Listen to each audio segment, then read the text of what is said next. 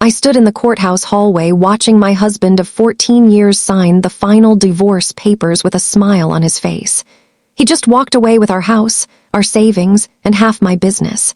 And when he handed me the pen, I looked him in the eye and said, "Thank you." He laughed. His lawyer smirked, but neither of them noticed what I was holding in my other hand.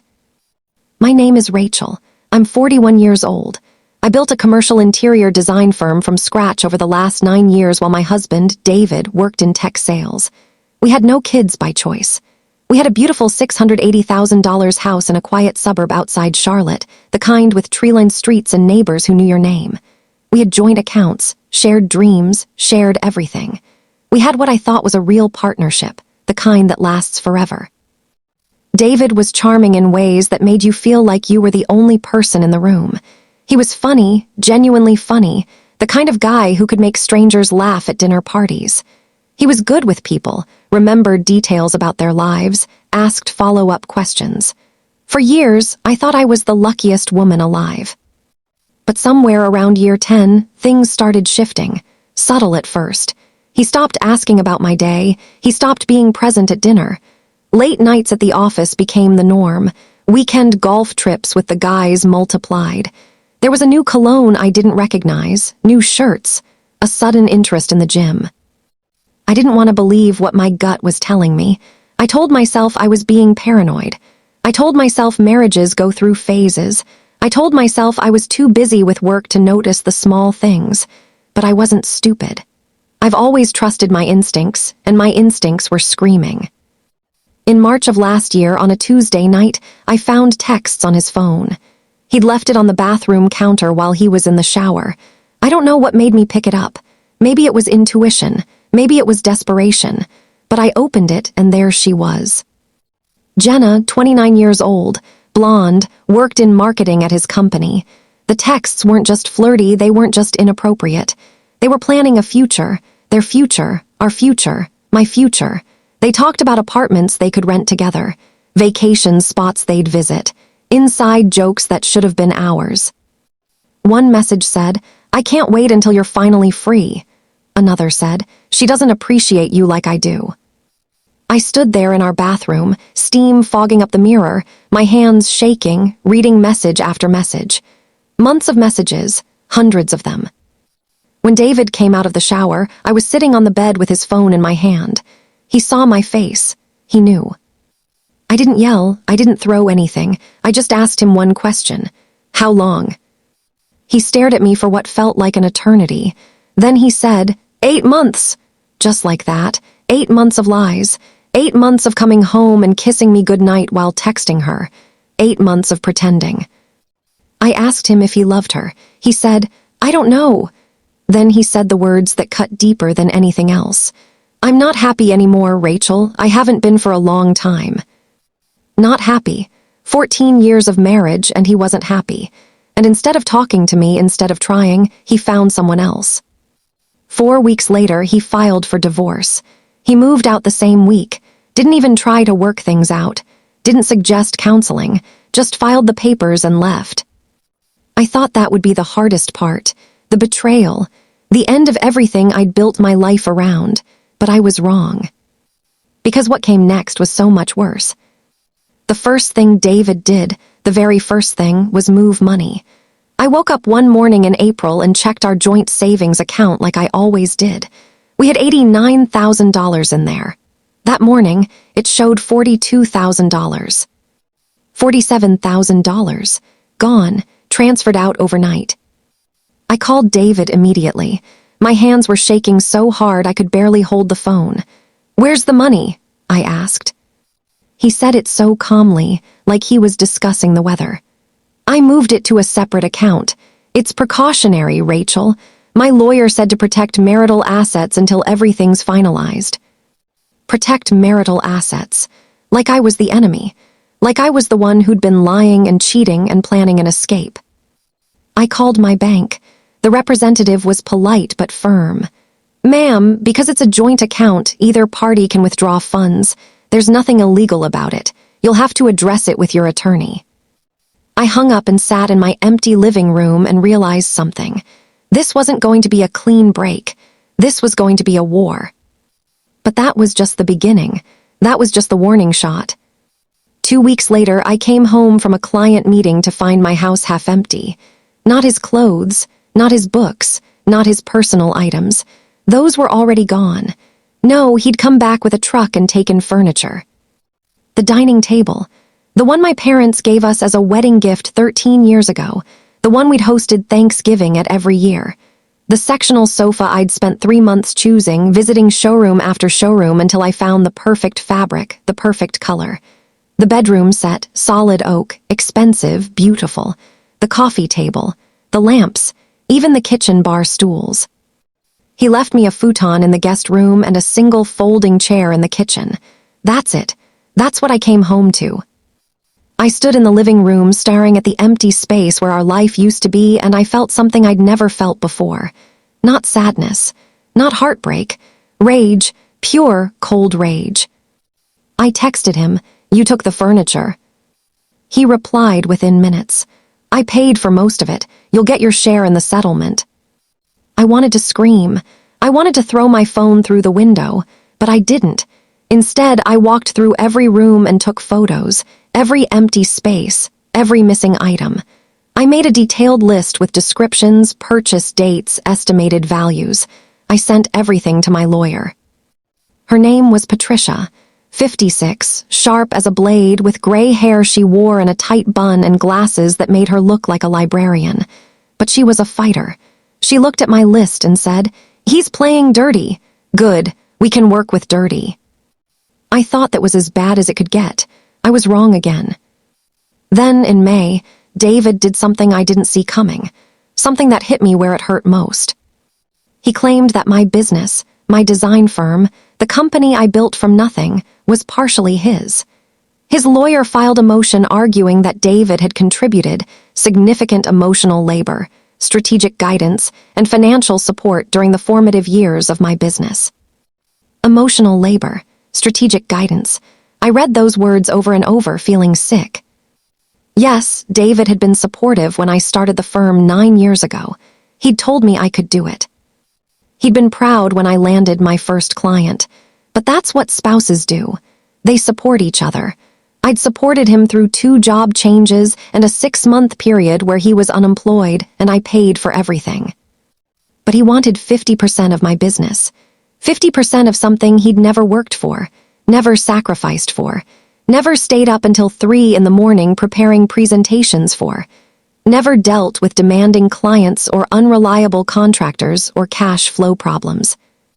His lawyer filed a motion to freeze my business accounts until the court could assess marital contributions and determine equitable distribution. They froze $120,000, $100 and $20,000, money I needed to operate, money I needed to pay my contractors who were finishing 3 active projects, money I needed to pay rent on my office space, money I needed to pay my 2 employees, Sarah and Marcus, who'd been with me for years. I had to call my clients and explain why projects were delayed. I had to call Sarah and Marcus into my office and let them go. Temporarily, I promised, just until this gets sorted out. Sarah cried. Marcus looked at me with this expression of betrayal, like I'd failed him, and I had, because of David, because of his greed. I sat in my office that night after everyone left, and I thought about closing the business entirely, just walking away, starting over somewhere else, somewhere David couldn't touch. But then I thought, no, he doesn't get to take this from me too. He doesn't get to destroy everything I built. I called Patricia. What do we do? She said, we fight, and we find everything he's hiding. Because Rachel, men like David, men who play this dirty, they're always hiding something. Those words stayed with me. They're always hiding something. I didn't know how right she was. The breaking point came in July, 3 weeks before our final court hearing, 3 weeks before everything was supposed to be settled and I could finally move on with my life. David's lawyer submitted a formal settlement offer. I sat in Patricia's office, in the chair across from her desk, and read it. I read it once. Then I read it again because I couldn't believe what I was seeing. He wanted the house, the full house, The one we'd bought together, the one I'd decorated and loved and made into a home. He claimed he had greater financial need because his earning potential had been compromised by supporting my business. He wanted half my business, 50% equity or a cash payout of $180,000. He wanted $3,000 a month in spousal support for 3 years, 36 months, $108,000 total, because, according to his filing, he'd sacrificed career advancement opportunities to support my entrepreneurial dreams. I looked at Patricia. He made $90,000 a year. I made $140,000. He played golf every Saturday. What career did he sacrifice? She shook her head. It's a negotiation tactic. They ask for everything, hoping you'll settle for half. But then I got to the last page, the last item on the list, and that's when my hands started shaking. He wanted the engagement ring back, my grandmother's ring. The platinum band with the 3 diamonds, the center stone 2 carats, flanked by smaller stones. The ring my grandmother wore for 60 years. The ring she gave me on her deathbed, holding my hand, telling me to find someone worthy of it. The ring I'd told David when he proposed that I would never, ever part with. The ring that had nothing to do with him except that he'd placed it on my finger. His filing claimed it was worth $18,000 based on an appraisal he'd apparently gotten without my knowledge. It said the ring should be considered marital property and divided accordingly. I stood up from Patricia's desk and walked to the window. I couldn't breathe. This wasn't about money anymore. This wasn't about assets. This was about hurting me.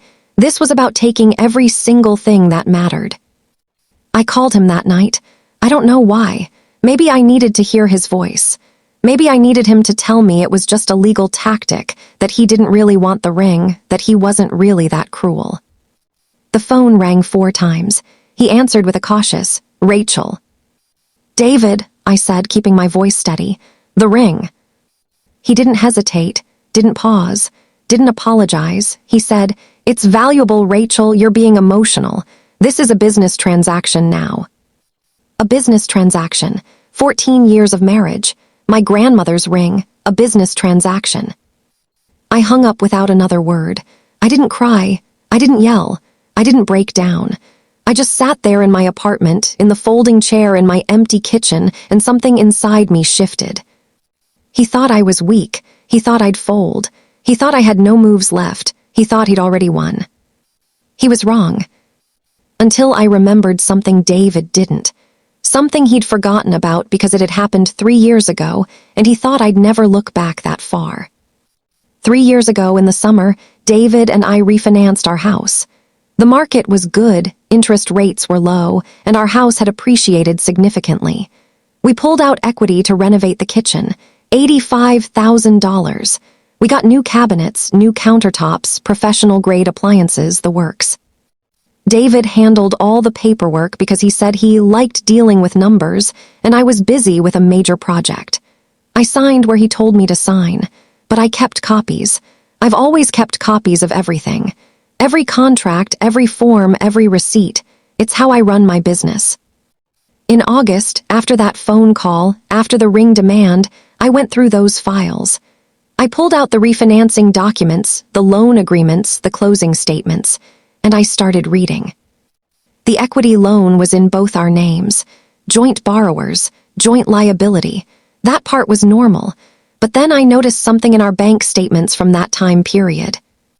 6 months after we closed the refinance, David had opened a separate personal investment account. I'd never seen it. He'd never mentioned it. It wasn't on any of the financial disclosures he'd submitted to the court during our divorce proceedings. I went through our old tax returns, the ones from 3 years ago, and there it was. A 1099 INT form from Sterling Investment Management. Interest income. $340, small enough that I hadn't noticed it at the time. Small enough to seem insignificant, but big enough to prove the account existed. I called Patricia immediately. It was 9 o'clock at night. She answered anyway. "I found something," I said. "Tell me." David has an investment account he didn't disclose, from 3 years ago. There was a pause. Then she said, "Can you prove he funded it with marital money?" I went back further. I pulled up our old joint checking account statements, and there it was, May 18th, 3 years ago, a transfer. $50,000 moved from our joint account into Sterling Investment Management on David's personal account number. The same month we got the equity loan. The same month we deposited $85,000 into our account for the kitchen renovation. He'd taken $50,000 of that money and hidden it. For 3 years, and he didn't disclose it in our divorce proceedings. He swore under oath that he'd provided complete financial disclosure. He lied. I sent Patricia the bank statements, the tax forms, the transfer records, everything. She called me back 20 minutes later. Her voice was different, sharper, almost excited. "Rachel, this changes everything. This is concealment of assets. This is perjury. We file an emergency motion tomorrow morning." But I wasn't done, because Patricia had said something that stuck with me. They're always hiding something. If David hid one account, what else had he hidden? I started going through everything with new eyes. Every bank statement, every credit card statement, every receipt. I went back 2 years, line by line. And then I found it. Monthly charges to a company called Coastal Property Management. $1,800 a month, every month for the last 2 years. 24 months, over $43,000 in total payments. I didn't recognize the name. We didn't own any rental properties. We talked about it once, about buying a beach condo as an investment, but we'd never done it. Or so I thought. I reverse-searched Coastal Property Management online. They managed short-term vacation rentals along the Carolina coast, Airbnb properties, VRBO listings. David and I didn't own a vacation rental. At least I didn't. I called Patricia again. I need to hire a private investigator. She didn't ask questions. She gave me a name. Linda Cortez, former police detective, specialized in financial fraud and asset searches. I met Linda the next day at a coffee shop downtown. She was in her 50s, with short dark hair and the kind of direct gaze that made you feel like she could see through you. I showed her everything. The Coastal Property Management charges, the timeline, the hidden investment account. She said, "Give me 4 days." It took her 3. Linda called me on a Thursday afternoon. I found it. David had bought a condo in Myrtle Beach 2 years ago, a 2-bedroom unit 3 blocks from the ocean. He'd purchased it for $215,000 using money from a separate account he'd been funneling from his work bonuses. Bonuses that should have been marital income, money that should have been disclosed. The condo was titled in his name only. He'd been renting it out on Airbnb for the last 18 months. The rental income, according to the property management records Linda pulled, averaged $3,200 a month during peak season, about $1,800 during the off-season. He'd made over $40,000 in rental income, money he'd never reported on our tax returns, money he'd hidden. Linda sent me the property records, the deed, the Airbnb listing screenshots, the rental income statements, everything. That's called dissipation of assets. That's called fraud. That's called lying under oath. Patricia filed an emergency motion to compel full financial disclosure. She attached every document, the bank transfer from 3 years ago, the property records for the Myrtle Beach condo, the tax documents showing unreported income, the rental statements, the investment account statements. It was 147 pages of evidence. David's lawyer tried to respond. He filed an opposition claiming the investment account was a pre-separation personal asset, and the condo was a business venture separate from marital finances. The judge didn't buy it, not for a second. She ordered a full forensic accounting of both parties' finances. She ordered David to provide every bank statement, every investment record, every property title, everything, going back 5 years. And she scheduled an emergency hearing for 2 weeks later. I'll never forget walking into that courtroom on September 12th. It was a Thursday morning. The sun was streaming through the tall windows. The room smelled like old wood and floor polish. David sat across the aisle in a tailored navy suit. He looked calm, confident, like he still thought he had control. Jenna was sitting in the back row of the gallery. I didn't look at her. I didn't care about her anymore. Patricia sat next to me with 3 folders on the table in front of her. She wore a black suit and her hair pulled back tight. She looked like she was ready for battle. The judge, Judge Marion Hendricks, a woman in her early 60s with silver hair and reading glasses, called the court to order. David's attorney stood first. He tried to explain. He stammered through some excuse about the investment account being overlooked and the condo being purchased with separate funds. Patricia stood up. She didn't raise her voice. She didn't have to. Your Honor, my client's ex-husband didn't overlook anything. He deliberately concealed a $50,000 investment account funded with marital money. He deliberately concealed a $215,000 property purchased with marital income. He's been collecting rental income for 18 months and hiding it. And he did all of this while under oath claiming full financial disclosure. The judge looked at David. Mr. Brennan, did you or did you not disclose this property on your financial affidavit submitted to this court? David opened his mouth, closed it, looked at his lawyer. His lawyer whispered something. David's face was red now, flushed. Finally, he said, I didn't think it was relevant. The courtroom went silent. Even the court reporter stopped typing for a second. Judge Hendricks leaned back in her chair. She took off her glasses. She looked at David like he was a child who just lied about breaking a vase. You didn't think, she said slowly, that a property purchased during your marriage with marital funds was relevant in a divorce proceeding. David said nothing. The judge continued.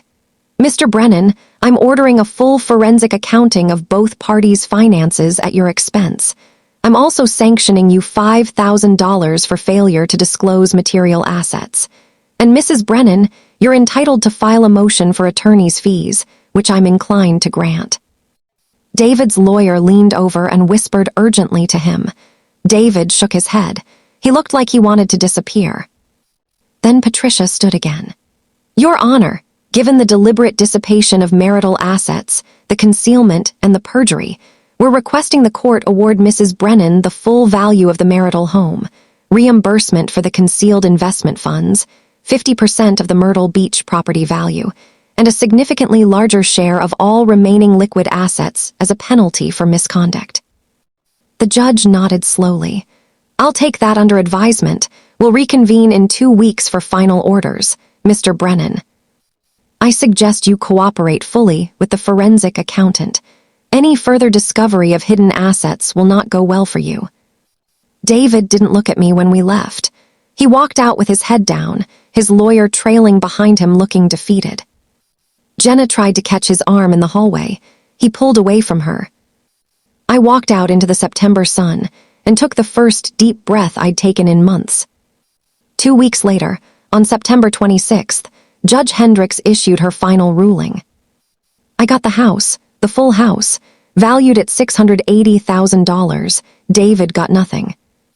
I got 70% of our remaining liquid savings. That came to about $54,000. I got 50% of the appraised value of the Myrtle Beach condo. That was $107,500 to be paid to me in cash within 60 days. David got nothing from my business. The judge ruled that he'd provided no material contribution and that his claims were unsupported by evidence and contradicted by testimony. The judge ordered David to pay $12,000 toward my attorney's fees. And the ring, my grandmother's ring, the judge ruled it was non-marital sentimental property with familial significance, and it stayed with me. David's lawyer tried to file an appeal. The motion was denied within a week. On October 30th, I received a cashier's check for $107,500. I walked into my bank and deposited it the same day. I sat in my car afterward and just stared at the deposit receipt. David sent me one text after that, just one. It said, "You really screwed me." I stared at that message for a long time. I thought about replying. I thought about telling him everything I wanted to say, about betrayal, about lying, about trying to take everything from me. But I didn't. I just deleted the message, and I blocked his number. I stayed in the house for 6 months after that. I thought I'd want to keep it. I thought I'd want to reclaim it, make new memories there, erase him from it. But I didn't. Every room reminded me of who I used to be. The woman who didn't see the signs. The woman who trusted too much. So in April, I sold it. I got $695,000. After paying off the mortgage and closing costs, I walked away with $420,000. I moved into a smaller place downtown, a modern loft, 2 bedrooms, floor-to-ceiling windows, exposed brick, 10 minutes from my office. It felt like me, like the new me. I rehired Sarah and Marcus. I took on new projects, bigger projects, a hotel renovation, a corporate office build-out. My business grew. Last year, my firm made $210,000 in profit, more than it ever had. I don't think about David much anymore. Sometimes I'll see a car like his and feel a small jolt. Sometimes I'll hear a song we used to like and remember the good years, but it fades fast. When I do think about him, I don't feel anger anymore. I don't feel betrayal. I feel something quieter. Relief, clarity, and something else. Power, the power of knowing I didn't break. The power of knowing I fought back. The power of knowing I won. David thought taking everything would destroy me. He thought I'd crumble. He thought I'd beg. He thought I'd settle for scraps. But he didn't realize something. He didn't realize that I'd spent 14 years building something he could never take. Not my house, not my business, something deeper. My ability to stand back up. My ability to fight. My ability to see clearly when everything's falling apart. And when I stood in that courthouse hallway and thanked him, I wasn't being sarcastic. I wasn't being cruel. I was thanking him, genuinely, for showing me exactly who he was, for pulling off the mask, for teaching me that I'm stronger than I ever knew. Because once I saw him clearly, once I stopped making excuses and started looking at the evidence, I knew exactly what to do. He took everything. I smiled. I said thank you. And then I took it all back, every single piece, and I built something better.